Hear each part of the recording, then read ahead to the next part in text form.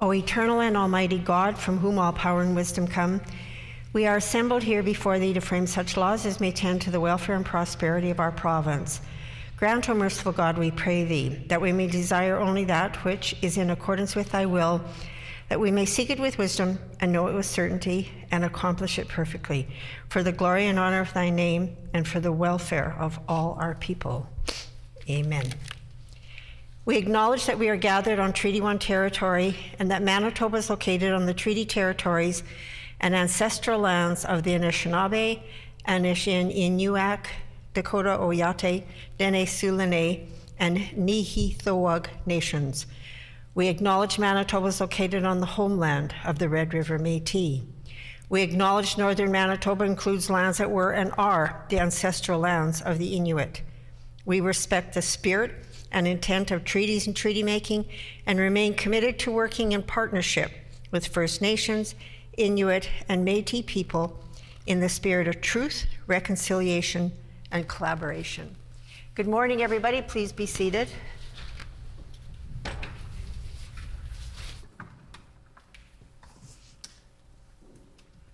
Orders of the day, private members' business.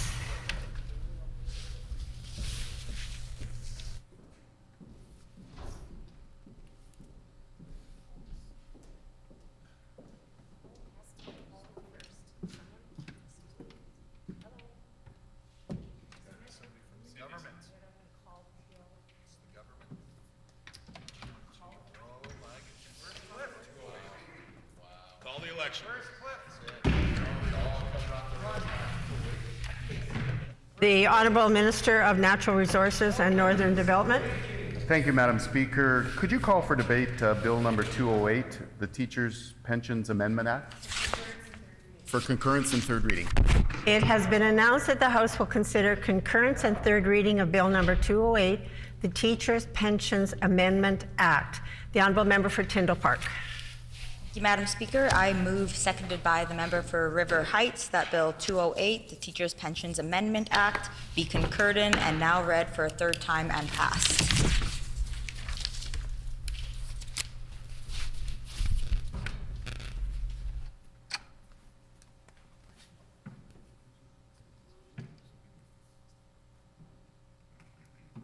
It has been moved by the Honourable Member for Tyndall Park, seconded by the Honourable Member for River Heights, that Bill number 208, the Teachers' Pensions Amendment Act, be concurred in and now read for a third time and passed.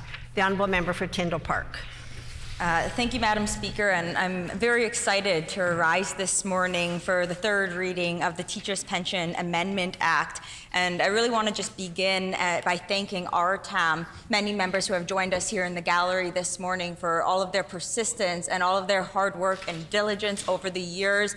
They've been pursuing this piece of legislation since 2006, and over the years they've sat down with former governments, current governments, opposition parties of all parties, Madam Speaker, and they've spent the time, they've done their diligence, they've explained it to all members here in the House, the importance of this legislation, and I really want to thank them for all the education that they have shared with myself personally as well. I know we've gone back and forth quite a bit over the last year, a lot of emails, and so thank you for all of your time with that and all of the comments that were shared at committee. Madam Speaker,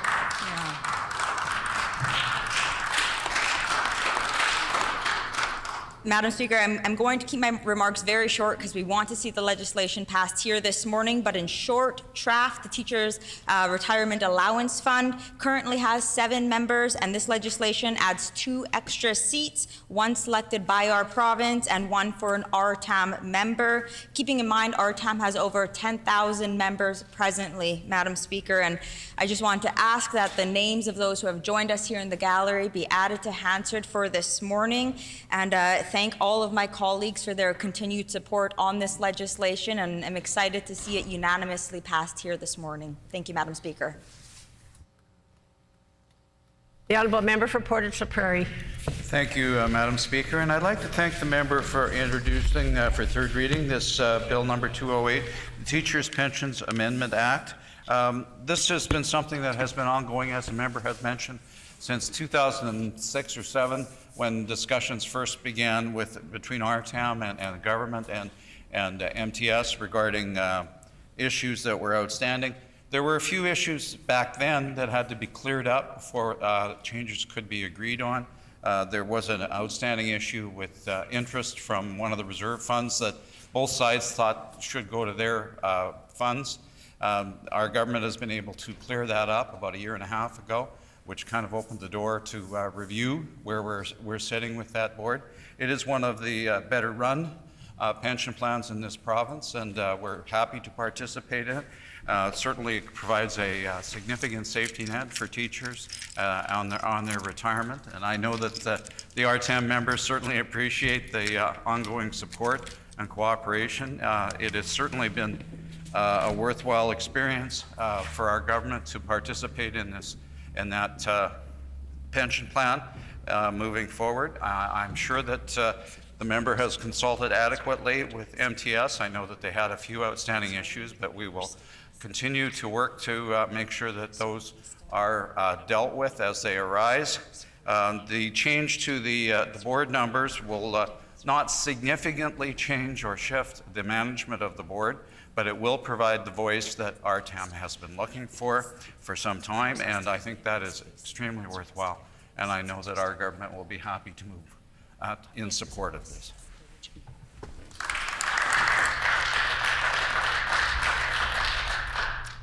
The honourable member for Transcona. Speaker.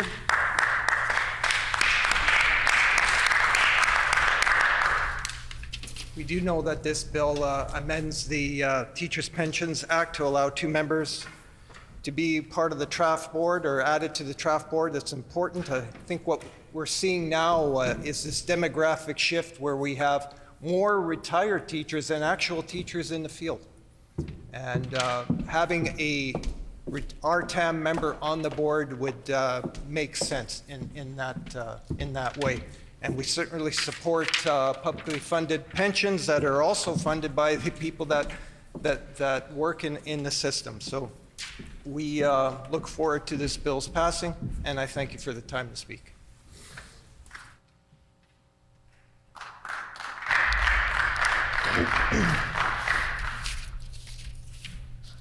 The Honourable Minister of Education. Thank you, Madam Speaker, and I'd like to say welcome to our guests from RTAM this morning for this long time coming bill and opportunity to be part of the TRAF board. And so at this time, I'd like to commend the collaboration and the collegial work of the member who brought forward this bill. Madam Speaker, I know that we have had many discussions, and I know that for many years, as opposition members, I know that we had brought forward this idea to add RTAM to the TRAF board and to get them a seat.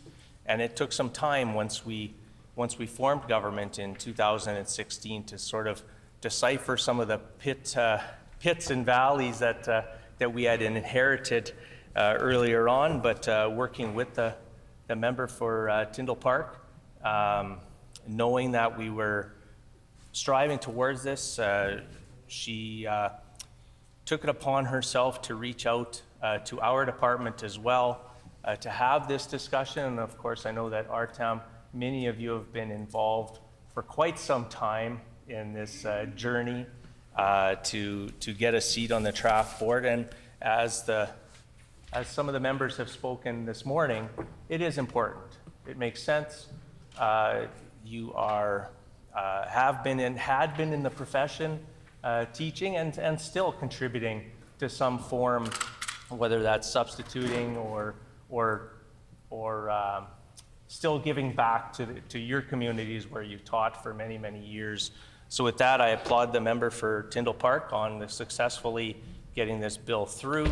I know that she has a couple more things that she'd like to mention yet before we vote in favor. So our government is definitely in favor of passing 208 and moving on with the additional seats on the TRAF board. So thank you, Madam Speaker, and thank you to your hard work, RTEM members, for all the years of service that you've done, not only just in the teaching profession, but also after when you've been retired as well. So thank you again.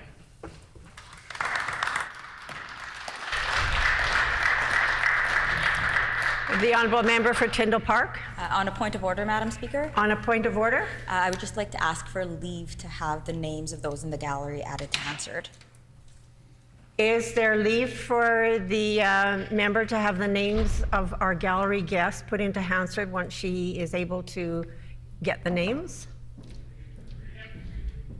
Agreed and so ordered, and I would indicate that that's not a point of order, but I do commend the member for asking leave to have those names included.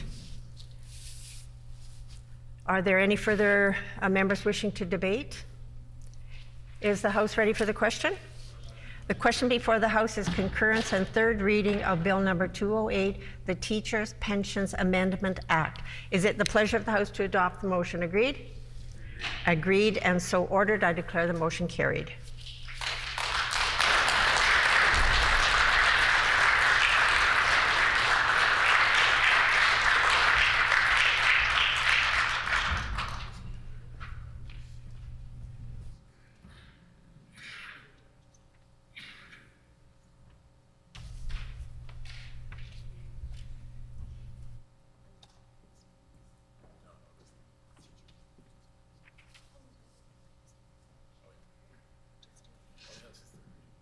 The Honourable Minister of Natural Resources and Northern Development. Thank you, Madam Speaker. Can you canvass the House to see if there's agreement to proceed with Bill number 201 now? Is there leave of the House to start debate on Bill number 201? Agreed and so ordered. We will now move to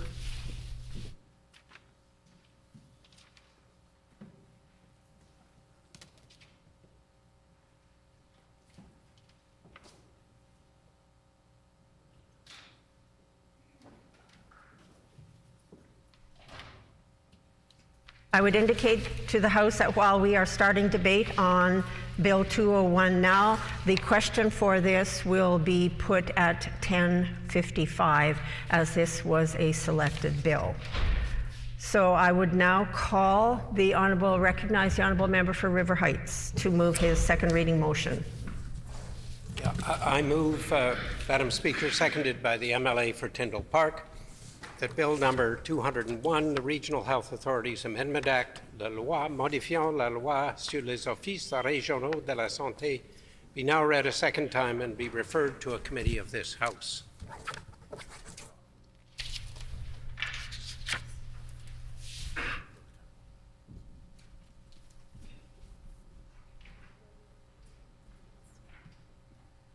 It has been moved by the Honourable Member for River Heights, seconded by the Honourable Member for Tyndall Park, that Bill number 201, the Regional Health Authorities Amendment Act, be now read a second time and be referred to a committee of this House. The Honourable Member for River Heights. Yeah, Madam Speaker, I speak on Bill 201 to talk about the importance of accountability in healthcare, which is something that Liberals have been talking about for a long time. For too long, the RHAs and Shared Health have not been accountable to the Legislature. We need better accountability. We need the RHAs and Shared Health to provide an annual report and to appear before legislative committees in the same way that Crown corporations do. Too often, the minister, when asked in question period or in estimates, doesn't know the sort of detailed answers that come with real accountability. The budget for the RHAs and Shared Health together is just under $4 billion a year. This is an incredible 25% of this year's budget, and yet these big spenders do not appear before a legislative committee. We are seeing day by day and month by month lack of access to health care, delayed access to health care, inefficiently delivered health care, and poor quality health care. The examples are too numerous to describe in detail, but include individuals waiting many months for cardiac surgery, which the individual told should have been done in 2 weeks, an individual dying in transport without a full inquest, and on and on and on. We need accountability. We need to be able to ask questions of Shared Health and the RHAs directly. I hope all MLAs will support this bill, which will lead to better accountability and to better health care. Let us reflect on the last 20 years. Let us reflect on the last 20 years when we've had record long rooms under NDP and PC governments, when we have had long backlogs for surgery. And yet, for example, Grace Hospital has problem staffing and has had to cancel surgeries recently. We have had excellent physicians and surgeons leave, among them the award-winning neurosurgeon, Dr. Dimitri Serletis. We have many other physicians and nurses and healthcare workers who are talking about leaving, and some, quite a number, have left because of burnout, because of the nature of what is happening in healthcare in Manitoba. It is a bad situation which needs attention and which needs to be addressed. We have a situation with home care hours being cut back at a time when hours should have been increasing, and with more patients being looked after at home rather than fewer. We all need answers. Our province needs answers. Improving our healthcare system needs the RHAs and Shared Health to come before a committee of the Manitoba Legislature to provide answers which we have not been getting from the government. Just like with Crown corporations, Shared Health and the RHAs each need to come before a committee of the Manitoba Legislature. I hope all MLAs will support this bill today. Thank you. Merci, Miigwech. A question period of up to 10 minutes will be held. Questions may be addressed to the sponsoring member by any member in the following sequence. First question to be asked by a member from another party. This is to be followed by a rotation between the parties. Each independent member may ask one question, and no question or answer shall exceed 45 seconds. The Honourable Member for Radisson. Thank you, Madam Speaker. I was just hoping that the member could talk a little bit longer about the bill that he's bringing forward and speak specifically about who they were consulting with and what considerations the people that they consulted with brought forward in the drafting of this bill. The Honourable Member for River Heights. Yeah, my answer to the member is this. I have been working on healthcare and accountability for the whole time that I have been in the legislature, which is 23 years. This area was stimulated by a report of Romano, which recommended that accountability be a full principle. I have brought forward legislation on a number of occasions to have accountability as a full principle, but that has not yet been accepted. And so I'm bringing forward this as a way of bringing accountability to healthcare. The Honourable Member for the Pas-Kamisak. Thank you, Madam Speaker. The change would mean shared health, cancer care, in all of the health regions, including WRHA, Interlake Eastern, Southern Health, Northern Health, and Prairie Mountain would be subject to standing committee. How would that work in practical terms? The Honourable Member for River Heights. My answer to the MLA for the Pas-Kamisak is that this would work as we do with Crown corporations. We would have the head of Shared Health and senior staff come before a committee. At a separate time, we would have the head of the RHA, each one individually. So we would have a series of committee meetings like we do with Crown corporations. These organizations are large. They employ a large number of Manitobans. They are together 1/4 of the budget. It's about time that we have them come forward individually. The member's time has expired. The Honourable Member for Brandon East. Thank you, Madam Speaker. I know with all kinds of bills, when we bring them forward in the House there, we take an opportunity to reach out to the departments or to the minister's office. And I'm just wondering if the member opposite could just elaborate a little bit more on the information that he may have received from the Department of Health during the process of putting this bill together. The honourable member for River Heights.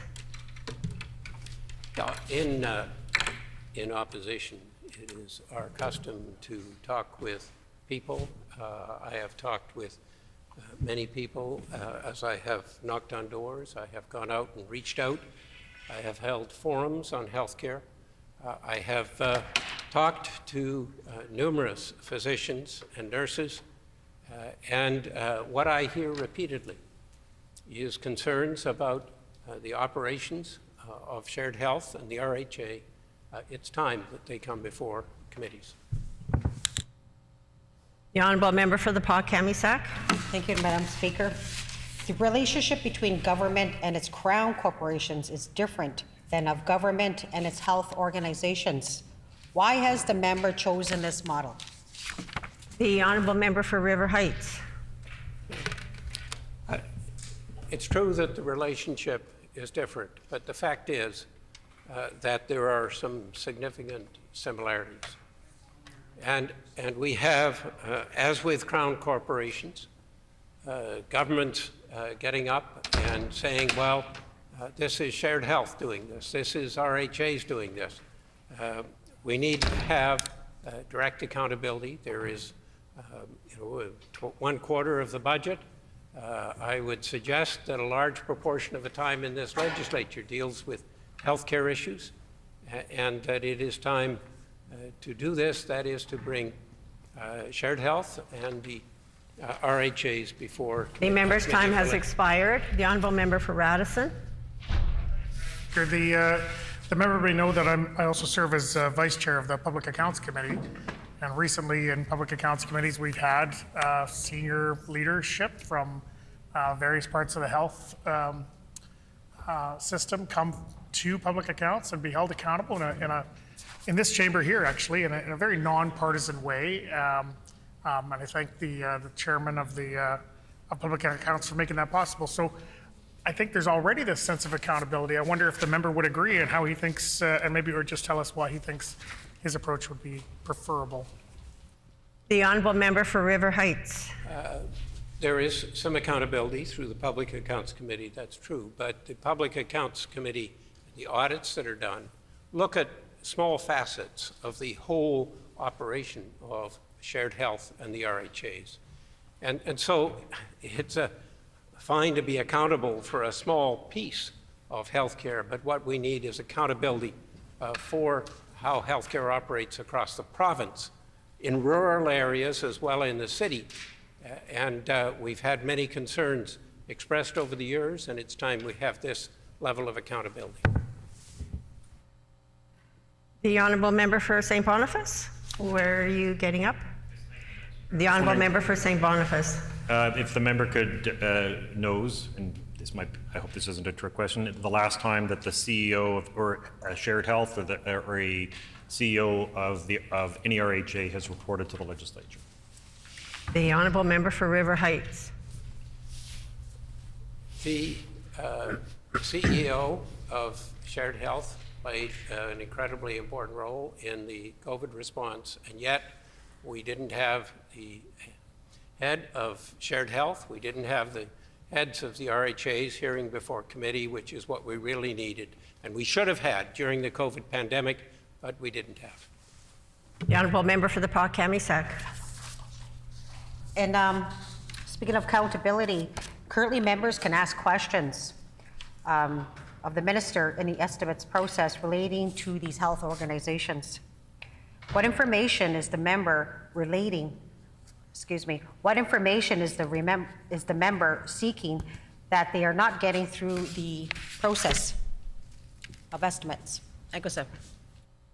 The honourable member for River Heights. Well, I think that there is adequate evidence. For instance, during the COVID pandemic, that when we called on the minister to pay more attention to personal care homes before there was even a case in Manitoba, when we called on the minister to test everybody once there was a single case in a personal care home, when we called on the minister to put in place a rapid response team, that we didn't get responses for months and some it was never adequate. If we had at least been able to ask questions and directly interact with the CEO of Shared Health and the heads of the RHAs, I think we would The have had a member's time better has response. expired. The honourable member for Brandon East. Thank you again, Madam Speaker. And I know in this House, and we've seen it many times, that a lot of the ministers rise and table annual reports. And even with health, a lot of the annual reports from health are tabled in this House. And I'm wondering if this bill was to pass, what, in the member's eyes, would the committee structure, what would it look like to actually put one of these bills in front of a committee? I'm just wondering if the member had an idea he could share with the House. The honourable member for River Heights. Yeah, the committees would look just like a Crown Corporation and be formed in the same way. We would have questions. The fact is that what's happening at the moment with the annual reports, there's talk about expenditures, there's aspirational goals, but there's no outcomes. And what we want is an annual report which actually delivers outcomes and measures that we can assess. And it's time we had actual outcomes that we can see, and we can have that in the report, and we can have questions based on why the outcomes aren't as good as they should be. The honourable member for the Paul-Kamisak. Thank you, Madam Speaker. I would like to ask how many, excuse me, how many days of standing committee does the member envision being required under this proposed model? Take a sip. The honourable member for River Heights. With most of the Crown corporations, we have a single day once a year. Occasionally, there are situations which are emergent and needed attention, which we have more frequent meetings. I would think one day a year before a committee of the legislature, one day for the Shared Health and one day for each RHA.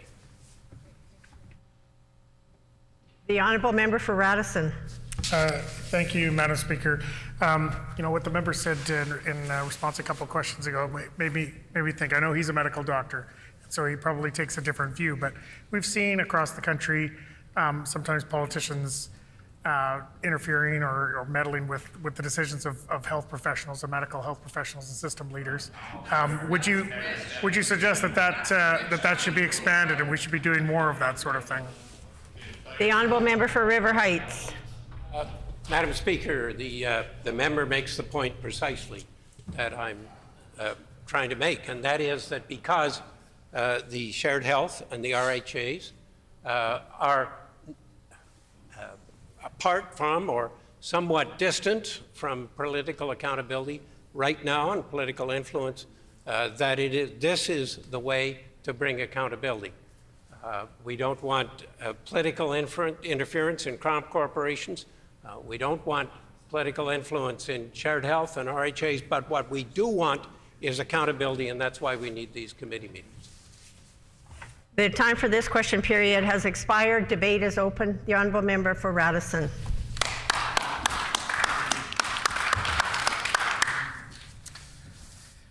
Thank you, Madam Speaker, and I thank the member for bringing this matter forward. I think you know, we might disagree on the specifics of the bill, but certainly he and I share the concern for accountability within the healthcare system. I've recently taken on the role as legislative assistant to the Minister of Health, and certainly accountability is something that I hope to assist the Minister of Health with, and ensuring that the system is doing what it's saying it's doing.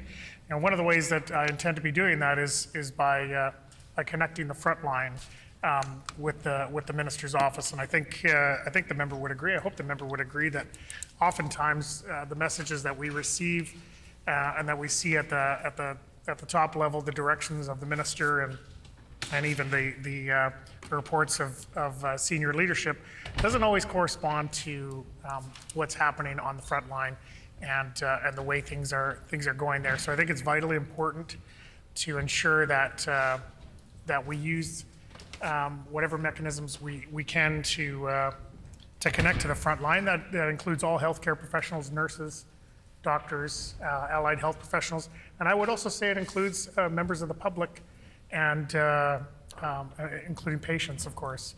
Patients, their designated caregivers and visitors. A lot of times, those folks too are coming to their legislators, folks like myself and the member who's introduced this bill, and they're asking for help and for guidance as to what their rights are within the healthcare system, and what expectations they can have, and what we can do to help them. So as I said, I realize and I agree with the member that accountability and transparency are very important. I was pleased to see that after some technical hurdles, the diagnostic and surgical backlog dashboard has been launched with, I think, at the current moment, 9 procedures listed. I believe that's going to be expanded, and it may already be expanding because it felt longer than 9 when I was looking at it this morning. And eventually we'll get to, I think, 30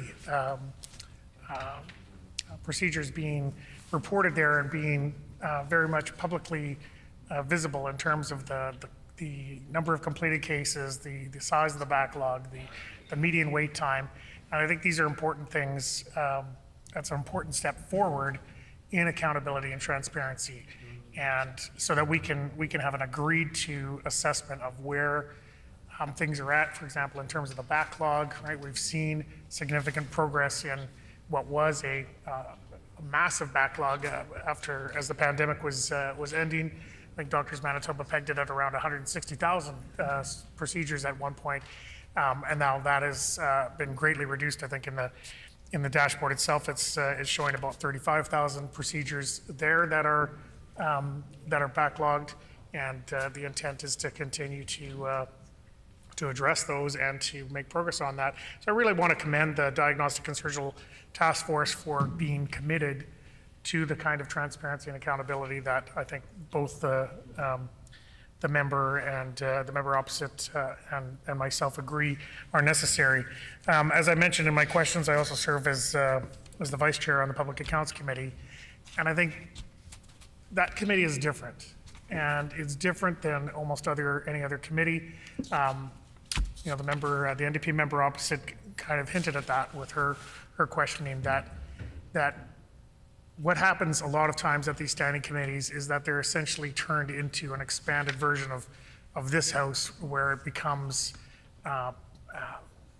relentlessly partisan and just an opportunity to debate between political parties instead of cooperatively working together to achieve what is in the best interest of all Manitobans.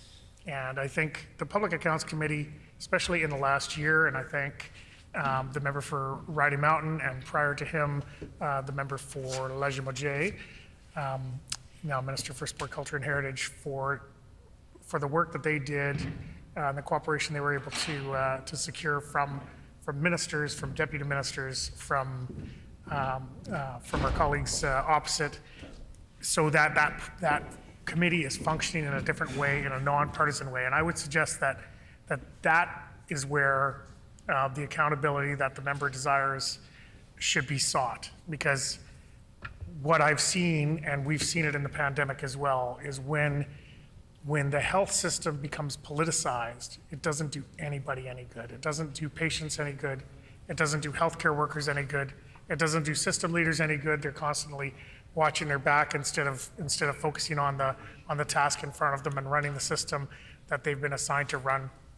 So I would suggest to the member that the passive accountability that you get from reporting on what's actually happening in the system, the median wait times, the emergency department wait times, the flow, the number of staff, the kind of care that's being delivered and required.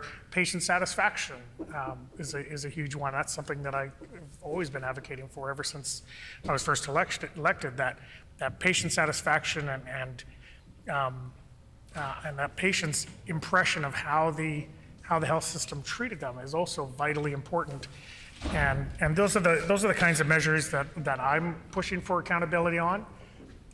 What I'm not going to push for accountability on is a greatly expanded table for politicization of the operation of our health system.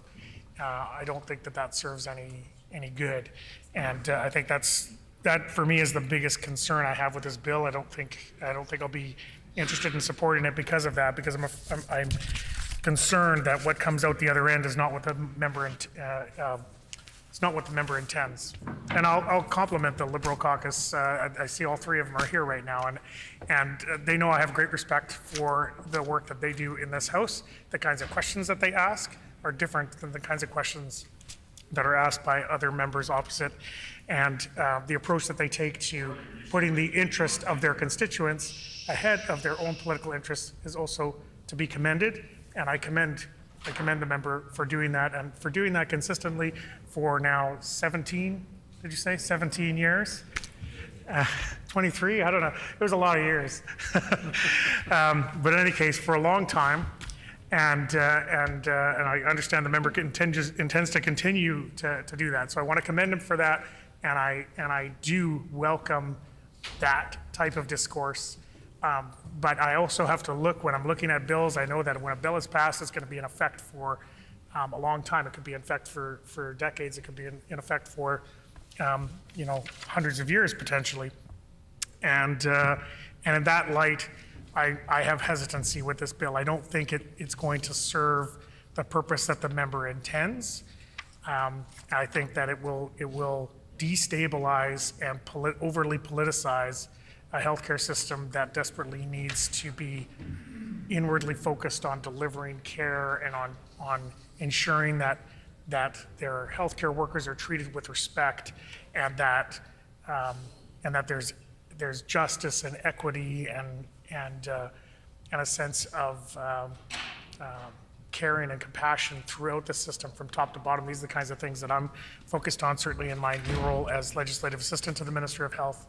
And I think these are the kinds of things that will breed the type of accountability we need, which is to ensure that the patients are able to get the right care at the right place in our province, and that they're able to do so consistently, that Manitobans, regardless of their socioeconomic background, are treated with respect, that we don't create a system as the NDP have created, where essentially while talking out of one side of their mouth against two-tier healthcare, they've created an environment where under their leadership, two-tier healthcare rose faster than ever before, because people would leave the country to get their medical procedures done, and people with financial means would go to other jurisdictions when they should be able to get the care that they need here.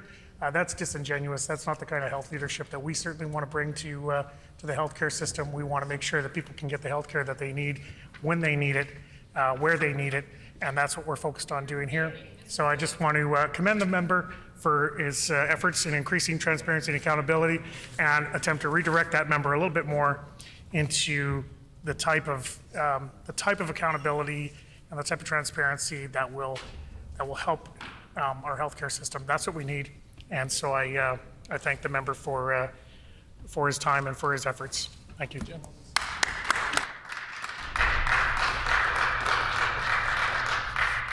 The Honourable Leader of the Official Opposition. Thank you kindly, Madam Speaker. Just want to respond briefly to the previous member's comments about the practice of sending Manitobans outside of Manitoba for surgeries that is being pursued by this progressive conservative government. I just want to point out it's being pursued as an official policy of the government because we've run out of surgical capacity here in the province after just under 2 terms of PC cuts to the healthcare system. Now, as it pertains to the bill at hand here, my colleague from River Heights would have us ask the sort of accountability questions necessary of the CEOs and the health leadership of the service delivery organizations like Shared Health or the regional health authorities. The biggest outstanding question as it pertains to Manitobans being sent out of province for surgeries because we've run out of surgical capacity here in Manitoba to care for them in the jurisdiction where they pay taxes, where they live, where they contribute to society, is just how much are we paying these American companies to deliver surgeries for people right here in the province. Now, under the model being proposed by my esteemed colleague from River Heights, he would have us ask that of the CEOs or the health leadership of the service delivery organizations. However, this is where we disagree. I believe those questions should rightly be asked of the Premier and ministers who have made the terrible decisions that have delivered us to this unfortunate position where we no longer have the ability to care for Manitobans here at home. And so again, that question is still outstanding as we meet here this morning in this esteemed chamber. Just how much are we paying these American healthcare companies? Now, of course, if you ask the minister or the premier on a given day, they will feign ignorance. They will pretend that they don't know how much this is costing the healthcare system, even though we all know that they are signing off on the payments to these American healthcare companies. So it's clear that the minister and the premier know how much we're paying for each of these surgeries. The people who don't know are the people of Manitoba. We're left here to wonder, well, we know that spinal surgery delivered in the public healthcare system in Manitoba might cost in the area of $10,000, but what are we paying the American companies? Are we paying them $20,000 per spinal surgery? Are we paying them $40,000 for spinal surgery? Are we paying more than that? Might it be $50,000 per spinal surgery to these American companies because we ran out of the ability to care for Manitobans here at home because Brian Pallister started a series of healthcare cuts and the current premier has decided to continue them? Now again, I have a lot of respect for my colleague from River Heights, but when he asks us to pose these sorts of accountability questions to the public servants who head the service delivery organizations like Shared Health and the regional health authorities, I believe we would be putting those public servants into an impossible position. They are duty-bound to implement the decisions being made at the political level. And if any of us as MLAs, even after a future change in government and the PCs then being in opposition, would have opportunity to ask these public servants, these civil servants, we would be putting them in a very tough position. We would be pressing them for answers to questions that they are unable to provide us because of their allegiance to provide advice fearlessly but implement faithfully the direction that is being given to them at the political level. And so while I think that it is commendable to want to pursue these sorts of questions, and I think it's important for us to have transparency and accountability in our healthcare system, I think everyone in Manitoba knows that that accountability ought to be delivered from the current premier and progressive conservative members who have implemented this terrible series of cuts and not only implemented a plan that had at its heart the reduction of healthcare services, but then implemented that plan with such gross negligence and such overarching mismanagement that it made a bad situation even worse. And so I would propose that we continue to pursue these sorts of questions from the politicians of the Blue Party who have done such a poor job of managing that most sacred responsibility of delivering public health care to Manitobans. Now, I recognize, of course, that that sort of accountability and transparency will not be delivered from a government that, of course, day after day, even though we all saw the emergency rooms close, try to claim that there were no cuts to health care. Even though we saw the cancer care facilities shutter, always try to claim that there were no cuts to health care. We will not see accountability or fair dealing from a government that has seen a reduction in the number of nurses working at the bedside, and yet day after day tries to stand up and claim that there's been no cuts to health care. So I recognize that that is an important point that needs to be addressed. But I would remind my colleague from River Heights that the way to address that is not to put the CEOs of the service delivery organizations into a committee to try and answer these questions that they would be unable to answer while still implementing faithfully the bad policy decisions handed to them by progressive conservative governments. That's not the way to get accountability. The way to get accountability for our healthcare system is to elect a new democratic government at the next provincial election here in Manitoba.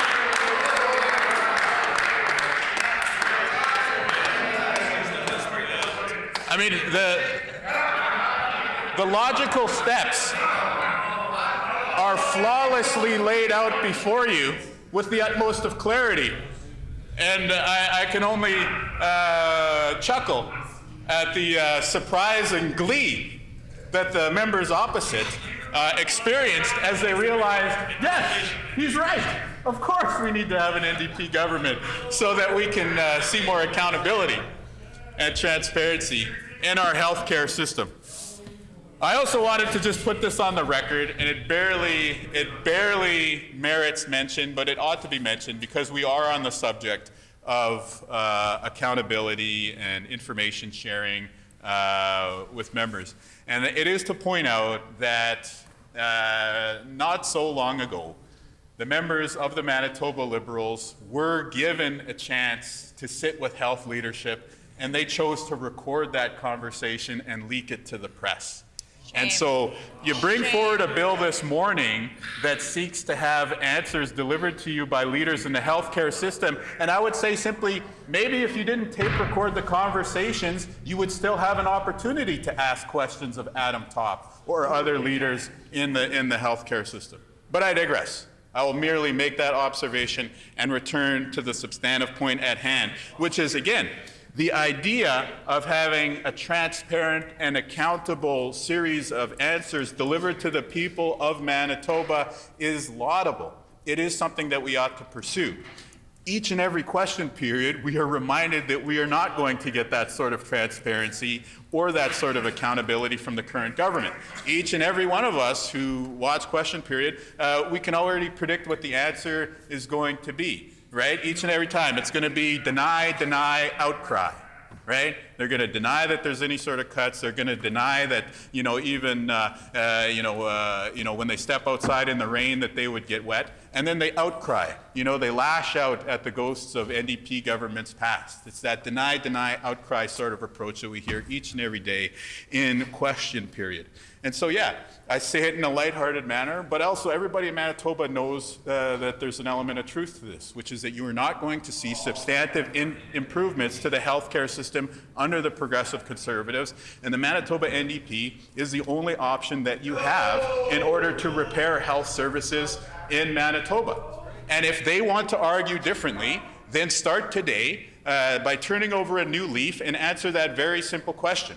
How much are we paying these American healthcare companies to provide these surgeries to the people of Manitoba? Everyone on the other side who is currently taking a great interest in whatever's on their cell phone screens right now knows that this government every few weeks is signing off on payments to these American healthcare companies.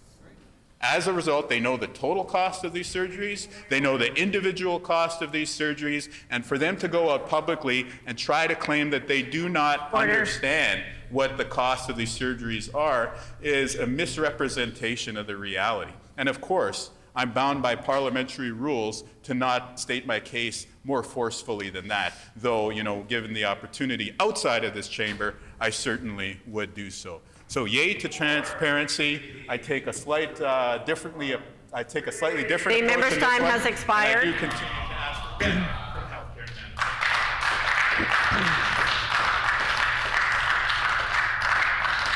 amendments. The honourable member for Brandon East. Thank you very much.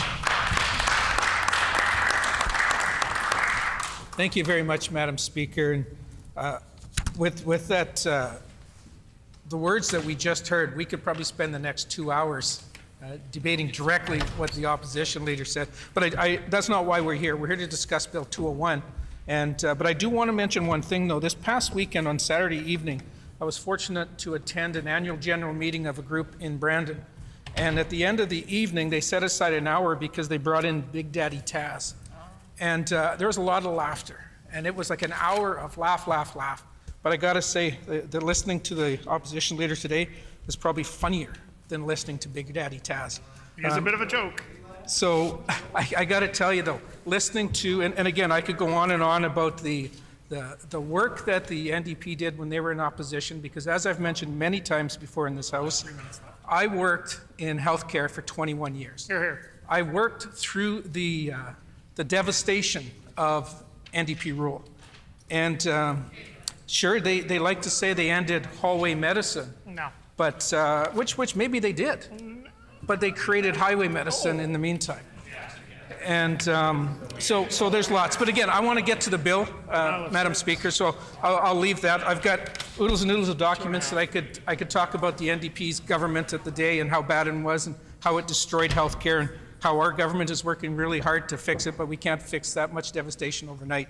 So, but we will get it done. I mean, we have another 4 years coming after this to work on it, and then another 4 after that, and so on and so forth. Here, here.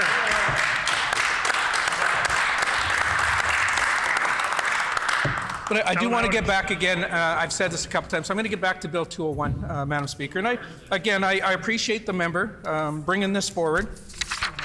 You know, some great information. I know the member from River Heights is very passionate about what he's brought forward, and I certainly can agree to a certain amount. I know I had the privilege of sitting for, I believe it was 6 years, on the Provider Advisory Council for Prairie Mountain Health, and we had a lot of great discussions. We saw the reports. I attended a number of annual general meetings of the Board of Directors for Prairie Mountain Health. I even had the great opportunity to present to the board on a number of times. And of course, everybody in this House gets a copy of the reports from Shared Health. We get a copy of the reports from all 5 regional health authorities. And we have that ability to read them, to ask questions. And I know, sure, question period can sometimes, get out of hand a little bit in here, but sitting around the table and estimates, I find a lot of really good questions coming forward and some good answers. And I think that's a great opportunity. I still struggle to see why we would take hardworking people out of healthcare to come into committee meetings, to add more to their plate. There is already accountability. It's an Accountabilities Act that we have. And we can certainly use that act. And I agree, we need to keep accountability on the forefront.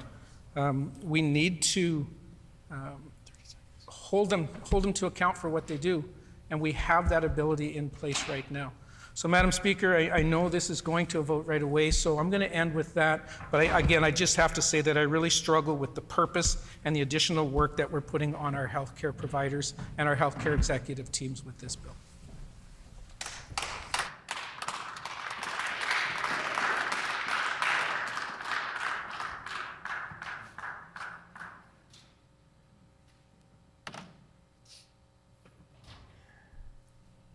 In accordance with Rule 25, and as previously announced, I am interrupting the debate to put the question on the selected bill chosen by the Honourable Member for River Heights. The question before the House then is second reading of Bill 201, the Regional Health Authorities Amendment Act. Is it the pleasure of the House to adopt the motion? Agreed? Agreed. I hear no. All those in favour of the motion, please say aye. Aye. All those opposed, please say nay. Nay. In my opinion, the nays have it. The Honourable Member for River Heights? Madam Speaker, on division. It will be noted that the vote was on division.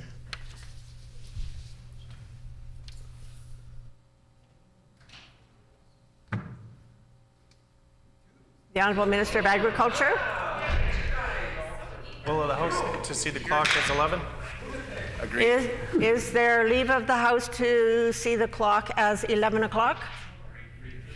Agreed and so ordered. The hour is now 11 a.m. and time for private members' resolutions.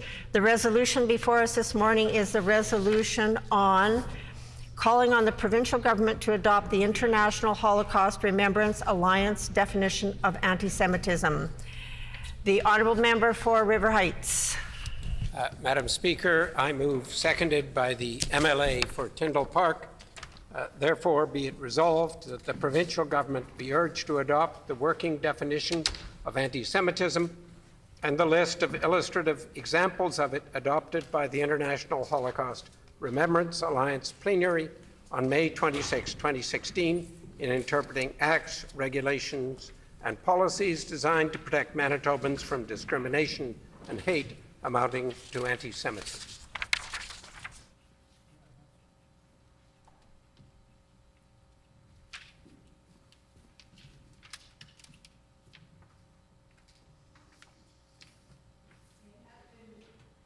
It has been moved by the Honourable Member for River Heights, seconded by the Honourable Member for Tyndall Park. Therefore, be it resolved that the provincial government be urged to adopt the working definition of anti-Semitism and the list of illustrative examples of it adopted by the International Holocaust Remembrance Alliance plenary on May 26, 2016, in interpreting acts, regulations, and policies designed to protect Manitobans from discrimination and hate amounting to anti-Semitism. The Honourable Member for River Heights. Speaker, in bringing forward this resolution, I first want to welcome everyone who is in the gallery today. While the Manitoba government has already adopted the International Holocaust Remembrance Alliance, IHRA, definition of anti-Semitism last week, it is important that we as a legislature and as a province have a discussion of this issue in this chamber. I believe that all of us are opposed to hatred directed against people, against human beings in all its forms. We are particularly opposed to hatred which is expressed as violence. It is our challenge to address hatred, to reduce it, and to eliminate it. It is, as we all appreciate, an enormous challenge. Today, in this resolution, the focus is on addressing anti-Semitism. But I look forward to the day when we can use this discussion as a springboard to bring in a similar resolution to define and protect against hatred toward those who are Muslim, to address Islamophobia, and for those who are Palestinian in a similar way. I have already agreed to a meeting to look specifically at a similar resolution to define and protect against hatred toward those who are Muslim, and in particular against those who are Palestinian. Hatred and stigmatization are today also being directed against other groups, including those who are Indigenous, those who are Asian, those who are 2S LGBTQ, those with mental illnesses, those with learning disabilities, those with autism, ADHD, and FASD, those who are little people, and those who are obese, to name a few. Let me now talk about the IHRA definition of anti-Semitism. It says anti-Semitism is a certain perception of Jews which may be expressed as hatred toward Jews. Rhetorical and physical manifestations of anti-Semitism are directed toward Jewish or non-Jewish individuals, their property, toward Jewish community institutions and religious facilities. I also note that the IHRA, in interpreting this statement, says specifically, and I quote, criticism of Israel similar to that leveled against any other country cannot be regarded as anti-Semitism. A number of examples of anti-Semitism have been provided. These include calling for, aiding, or justifying the killing or harming of Jews in the name of a radical ideology or an extremist view of religion, denying the fact, scope, mechanisms, for example, gas chambers, or intentionality of the genocide of the Jewish people at the hands of the National Socialist Germany and its supporters and accomplices during World War II, the Holocaust, and drawing comparisons of contemporary Israeli policy to that of the Nazis. But, and I repeat, criticism of Israel similar to that leveled against any other country cannot be regarded as anti-Semitism. I want to thank and commend Ruth Asrafi for coming forward and asking me to review the IHRA definition of anti-Semitism and consider putting forward this resolution. Let me note that anti-Semitism frequently charges Jews with conspiring to harm humanity, and is often used to blame Jews for why things go wrong. It is expressed in speech, writing, visual forms, and action, and employs sinister stereotypes and negative character traits. Anti-Semitism discrimination is the denial to Jews of opportunities or services available to others and is illegal in many countries. Let me reflect briefly on the current situation of anti-Semitism in Canada. In 2020, an audit of anti-Semitic incidents in Canada showed an 18% increase over the previous year. In 2021, B'nai B'rith reports 2,799 anti-Semitic incidents, a further increase of 7.2% compared to 2020. 2021 marks the sixth year in a row in which vandalism, violence, and online hate aimed at Jews increased substantially in Canada. From 2017, when there were 1,752 anti-Semitic incidents in Canada, there has been a 60% increase to the 2,799 incidents in 2021. Of note, for Manitoba and Saskatchewan, there was an increase from 101 anti-Semitic incidents in 2020 to 228 incidents in 2021, a 126% increase. Of the 2,799 anti-Semitic incidents in Canada in 2021, 2,460 were harassment, 264 were vandalism, and 75 were violent incidents.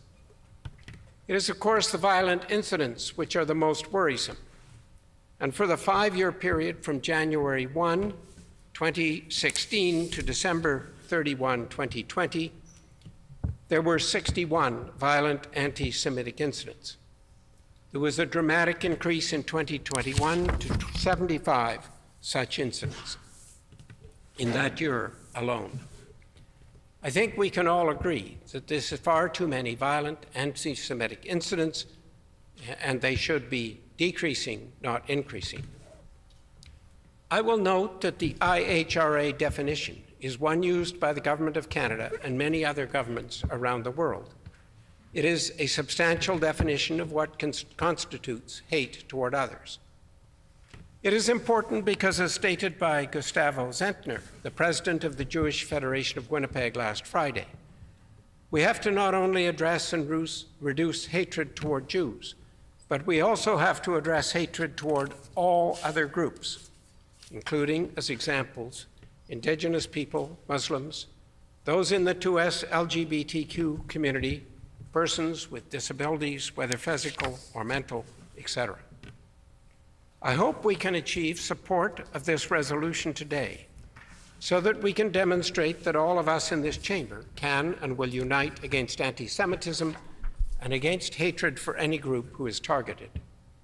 We need to move toward a world where there is less hatred. We need to spend more time talking about the good things that have been done by Jews. There are more than 200 individuals who are Jewish who have received a Nobel Prize, including such distinguished people as Albert Einstein and Elie Wiesel.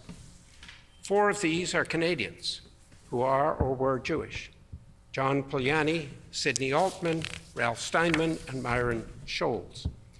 While there were more anti-Semitic incidents against other religious minorities, Jews are not alone in facing hatred.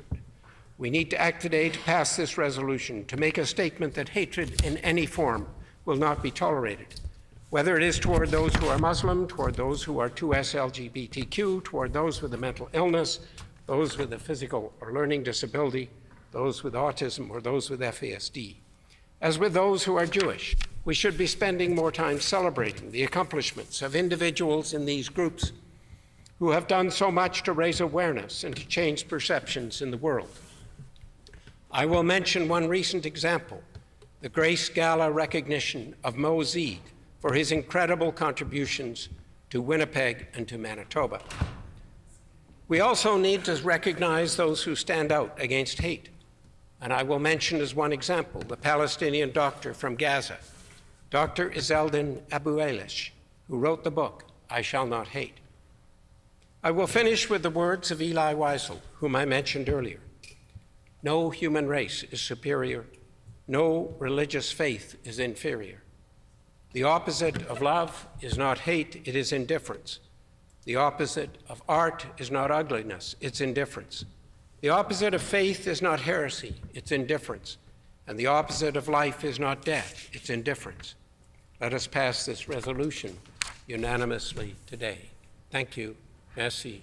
Miigwech.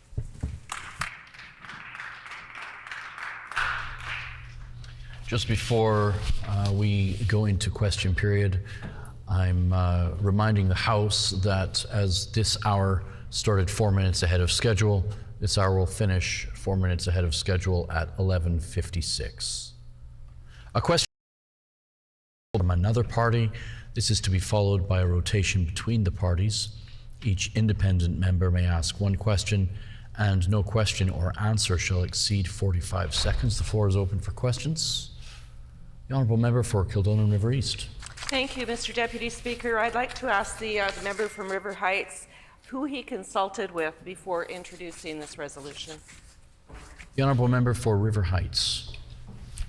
Well, as the member may know, I frequently interact because there are many of my constituents who are Jewish with people in the Jewish community. And Ruth Ashravi, who's here today, who's with B'nai B'rith, was one of the people. But there were numerous others with whom I talked to it. I have also talked and had communication with many in the Islamic community in Manitoba. The Honourable Member for Wolseley. Thank you, Mr. Deputy Speaker. As the member for River Heights has noted, the IRA definition has already been adopted by the Manitoba government through an order in council, but it is important to discuss anti-Semitism and all forms of racism, prejudice, and violence in these chambers. I would like to ask the member if he consulted with the Manitoba chapter of Independent Jewish Voices, and can he address their concerns? The Honourable Member for River Heights. I didn't consult specifically for the Manitoba Organization for Independent Jewish Voices, but I did talk with a variety of people in various backgrounds, and some of them may have been involved with that organization during the course of the last several months. The Honourable Member for Kildonan River East. Thank you, Mr. Deputy Speaker. Can the member for River Heights explain how the IRA's definition, which is already adopted by our government on October 27th, 2022, guide the anti-racism strategy? The Honourable Member for River Heights. Yeah, the IHRA definition of anti-Semitism is fairly straightforward, as I have mentioned. It is backed up by a number of examples and interpretations. It provides a guide for what is anti-Semitism, and it also provides a guide for what is not anti-Semitism. For example, a criticism of the state of Israel, which is not different from that directed to other countries, is not anti-Semitism. The Honourable Member for Wolseley. Thank you, Mr. Deputy Speaker. Has the member for River Heights had the opportunity to study the Jerusalem Declaration of Anti-Semitism, and does he support the call for using it jointly with the IRA definition to help clarify the examples in the IRA definition and ensure that they are not misused? The Honourable Member for River Heights. I believe that there is still a substantial amount of work to do on an ongoing basis. That this applies to definition of anti-Semitism. I think that there is also a lot of work to define more clearly and to have accepted a definition of what is Islamophobic, for example. And I have talked with individuals from other groups who have felt stigmatized, discriminated against, and hated, and these other groups also need to be recognized. The Honourable Member for Kildonan River East. Thank you again, Mr. Deputy Speaker. Can the member share his personal experience with the Jewish community and explain the contributions of the Jewish community here in Manitoba? The Honourable Member for River Heights. Sure. My association with people in the Jewish community here and elsewhere has been quite considerable. My best friend growing up in Saskatoon was Jewish. When I was in Montreal at McGill University, I worked very closely with many who were Jewish and had a lot of time for friendship and for discussion. Since I have been here in Manitoba starting in 1980, which is a few years ago, I have been in regular contact and interaction. And when I entered politics, that level of interaction increased. I have been to Member's time has expired. The Honourable Member for Wolseley. Thank you, Mr. Deputy Speaker. Can the member for River Heights share with us any concrete actions he feels that this government could take to help Manitoba's Jewish community and to support anti-Semitism in Manitoba? The Honourable Member for River Heights. Well, I think that what happened in the last week is somewhat extraordinary in the sense that this is the first time in my recollection of 23 years when a resolution has been put forward and it's been adopted before it's even debated. So I would say in this instance, the government has moved quickly in the last few days to adopt the IHRA definition of anti-Semitism.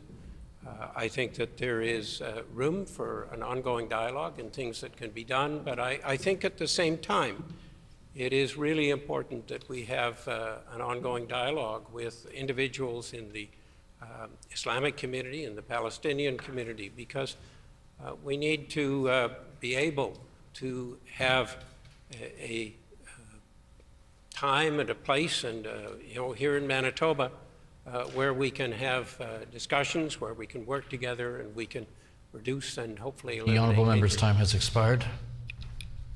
The Honourable Member for Kildonan River East. Thank you, Mr. Deputy Speaker. Can the member for River Heights share how the IHRA's definition of anti-Semitism, which was adopted by our government on October 27th, how it will impact your community directly? The Honourable Member for River Heights.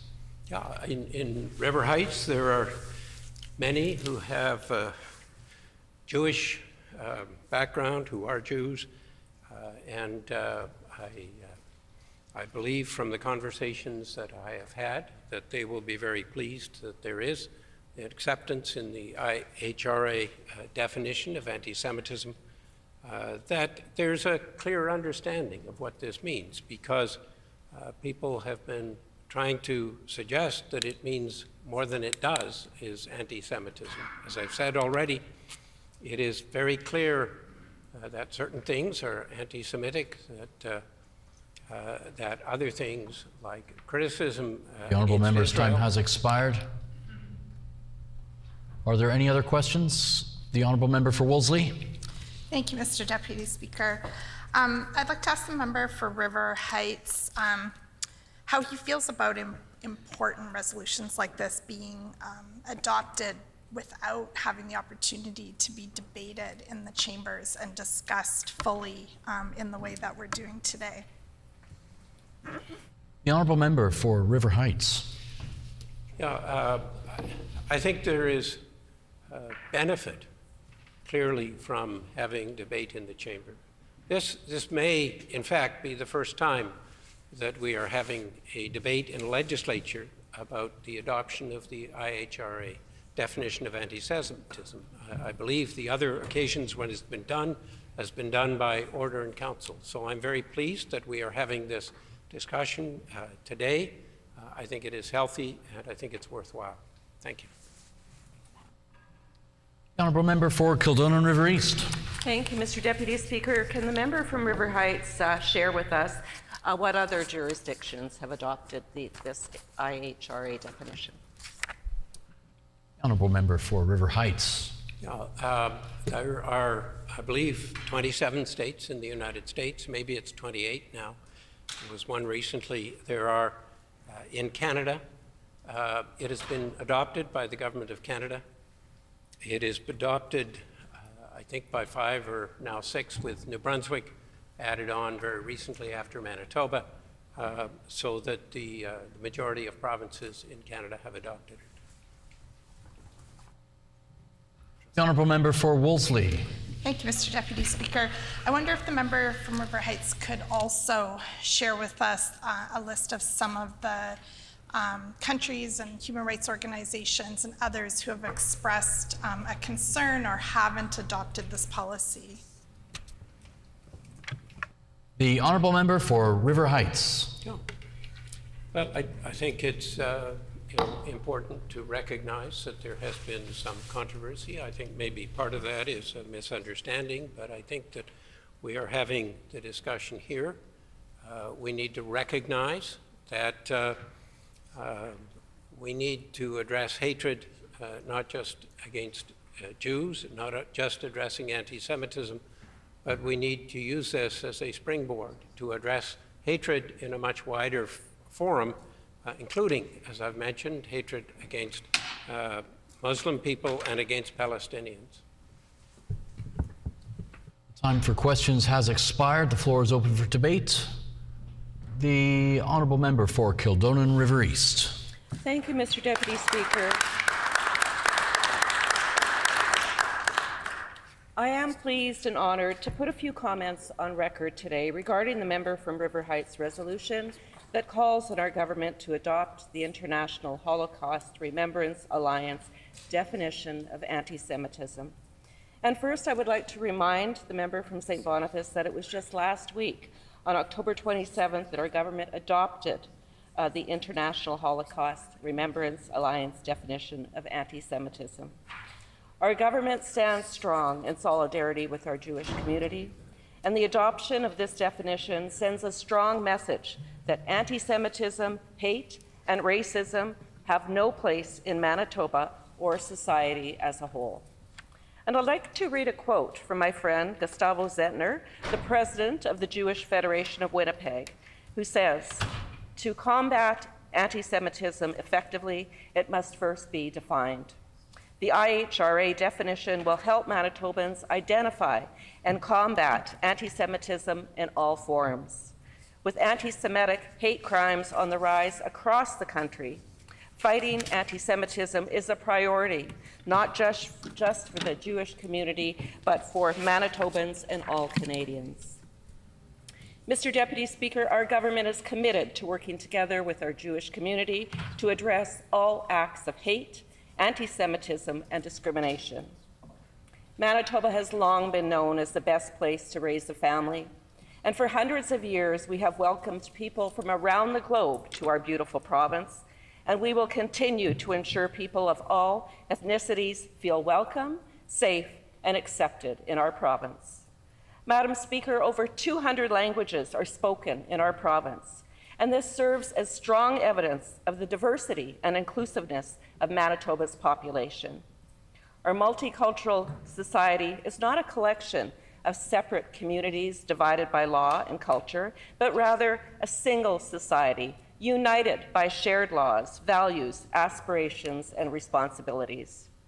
In closing, Mr. Deputy Speaker, I would like to thank our Jewish community for the immense contributions they have made towards building our province. Mr. Deputy Speaker, I would be remiss if I failed to acknowledge the generosity and compassion of Manitoba's Jewish community. They are always first to step up and lend a hand at times of greatest need. I consider myself extremely fortunate to call Gustavo Zentner, Adam Levy, and many other members of the Jewish Federation of Winnipeg my friends. Madam Speaker, I want to share a personal story that speaks to the generosity and compassion of our Jewish community here in Manitoba. On February 24th, when we all awoke to the sad news that Russia had invaded our peaceful Ukraine, many of us were in shock, trying to grasp the reason for this senseless attack. That very same morning, Mr. Deputy Speaker, while most of us were attempting to comprehend Putin's actions, I received a call from Gustavo Zentner asking how the Jewish community could help Ukraine. I immediately connected Gustavo with Joanne Lewandowski, the president of the Ukrainian-Canadian Congress of Manitoba, and the wheels were set in motion. Mr. Deputy Speaker, I've since learned from Gustavo that the Jewish Federation of Winnipeg raised and sent over $200,000 to alleviate the needs in Ukraine. He said that help was not restricted to a specific faith or community group. It was deployed as a humanitarian campaign. Mr. Deputy Speaker, these are the actions of a caring and compassionate community. These are the actions of Manitoba's Jewish community. To Gustavo and the remarkable generosity of Manitoba's Jewish community, I give a heartfelt thank you today. Thank you. Madam Speaker, our government must and will continue to eradicate anti-Semitism in our communities and province. And I am proud to stand together, shoulder to shoulder with our Jewish community and our government in support of this resolution. Thank you.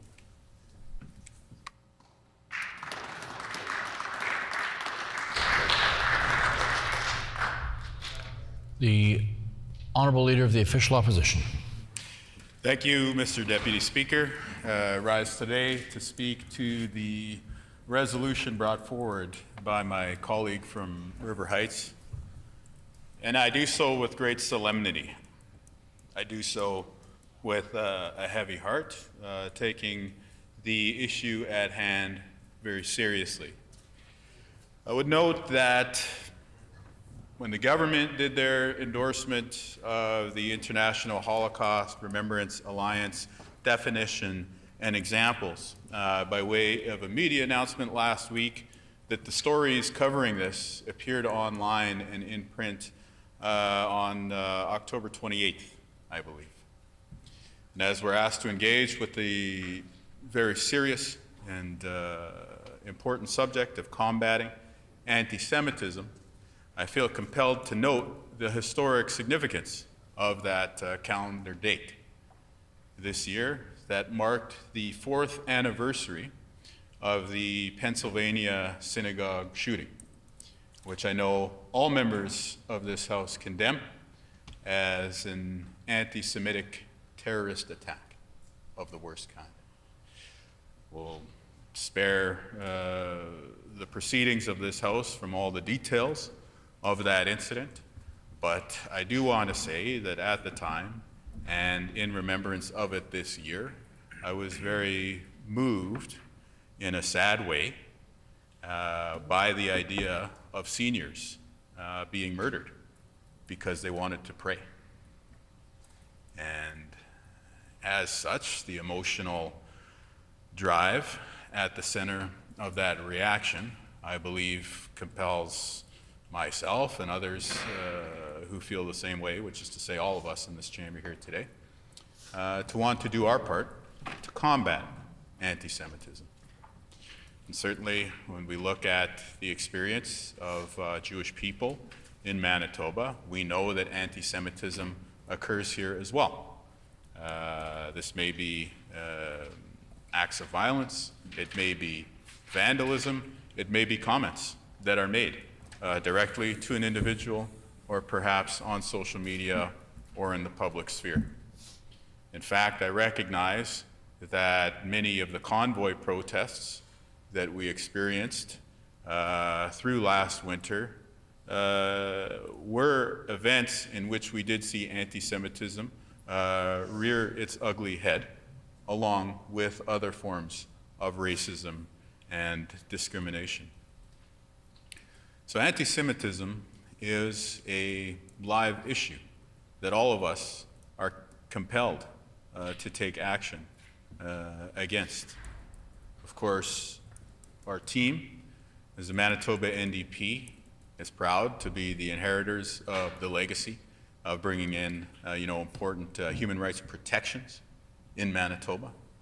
not only protections for, against, rather, discrimination on the basis of race and cultural background, but also protections for the Two-Spirit and LGBTQ asterisk communities. And so it's important that we stand against all forms of discrimination. As we come to the International Holocaust Remembrance Alliance's working definition and the attendant examples, I want to say at the outset that this definition is supported by the Jewish Federation of Winnipeg, which is an umbrella organization for many leaders from the Jewish community here in our province and in the city after which the organization is named. I also do, however, want to acknowledge that this definition and the examples are contested, which is to say that it's not universally supported, and there are many out there who take issue with this. And certainly I have heard from many of those folks in the lead up to the debate this morning. And so I want to say at the outset that the definition itself, some folks may find it certain issues that they want to articulate around it. However, the definition itself is something that I support. The criticism and contestation that I hear from communities centers, or from the community rather, centers around examples. And so I want to address some of those concerns and explain why I'm standing in the chamber here today.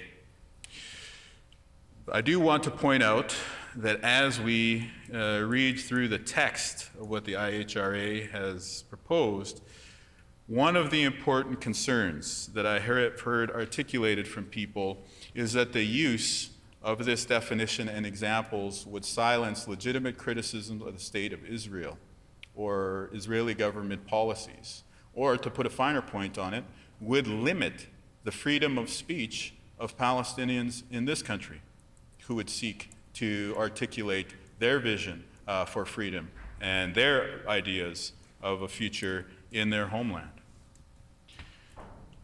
But the text itself says criticism of Israel similar to that leveled against any other country cannot be regarded as anti-Semitic.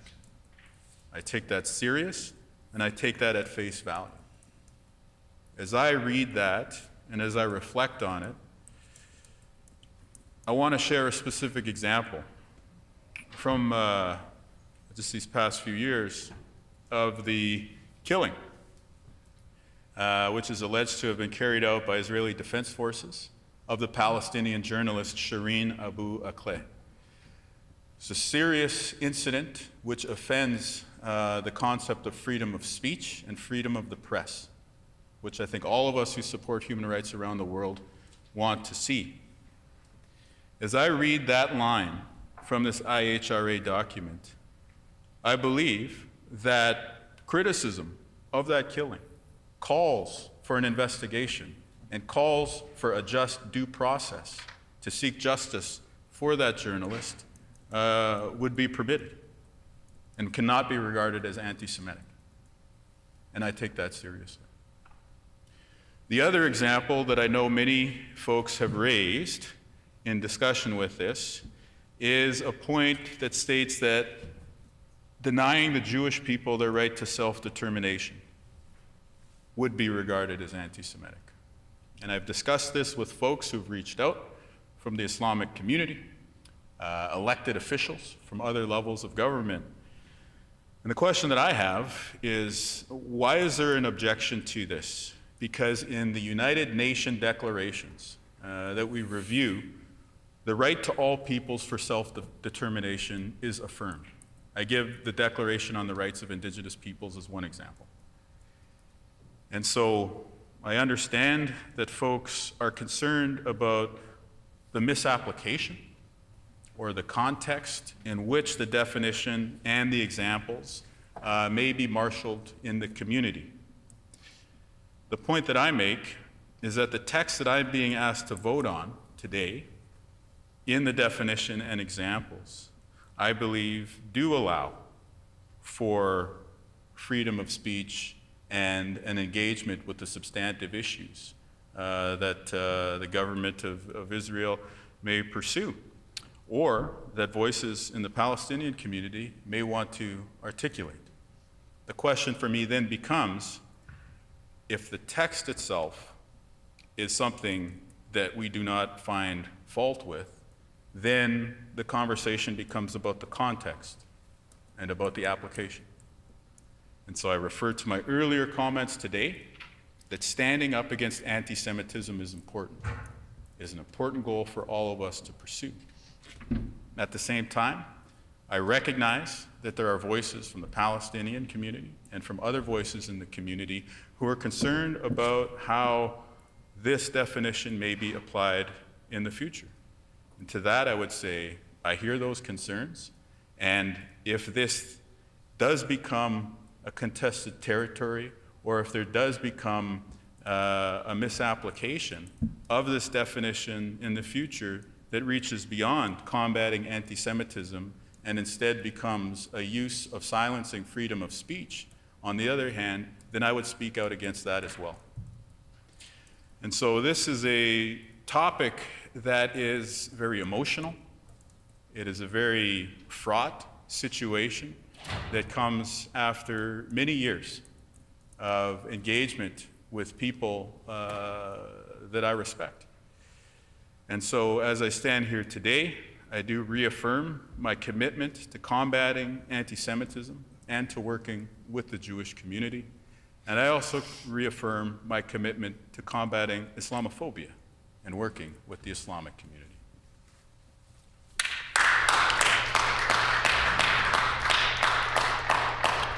Are there any other speakers? The Honourable Member for St. Boniface. Thank you very much, Mr. Deputy Speaker. It's a pleasure to put some words on the record. I want to thank everybody for their contributions to the debate today, and recognizing that this is a difficult issue. But one of the things I want to emphasize when we were talking about the threat of anti-Semitism is that so much of what comprises anti-Semitism is not about the realities of history. It's not about the realities of what's going on the ground, which we can talk about and which we must talk about. It's about the fact that throughout history, many groups have fallen into this being targeted as well. But throughout history, there is a long and shameful history of pogroms, which was the complete elimination of Jews in places like Russia, throughout Europe, for hundreds and hundreds of years, and that there is a long-standing history of terrible conspiracy theories which comprise anti-Semitism, which are bubbling up again today. We hear them. We hear sort of dog whistles when people talk about George Soros, or they talk about globalism, or they talk about the World Economic Forum. There's this idea that somehow all the ills of the world are to be put at the feet of the Jewish people. And that is the key toxic aspect of anti-Semitism, because it has been used to try to wipe an entire people off the face of the earth, which is what happened in the Holocaust. And what happened in the Holocaust is truly, I mean, it is almost unimaginable, because 6 million people were rounded up, special facilities were built, the technology, the high technology of an entire country was put to the use of building factories designed for the extermination of an entire people. That's what the Holocaust was about. And part of the reason Jews were vulnerable was because they never had any place of their own. So this is part of the reason why this is important, because again, we're seeing, if you see on if you see on social media, you see Kanye West, who quite clearly is having a psychotic break, but is nevertheless spreading horrific anti-Semitic conspiracy theories, which are putting people at risk. We take very, very seriously the concerns of Palestinians and Muslims who want to be able to be free to speak about what's happening in Israel. That is essential. But as the Leader of the Opposition said, and as my colleague from River Heights has said, I think this is a carefully crafted definition, because we need to appreciate and protect people in our communities who are under threat. Sometimes that's Jewish people, sometimes it's Islamic people, sometimes it's 2S LGBTQ+, sometimes it's Indigenous. But this is about standing up for what's right in Manitoba, and we will continue to do that. I want to thank everybody for their contributions again, and thank the leadership of B'nai B'rith for bringing this forward. Thank you.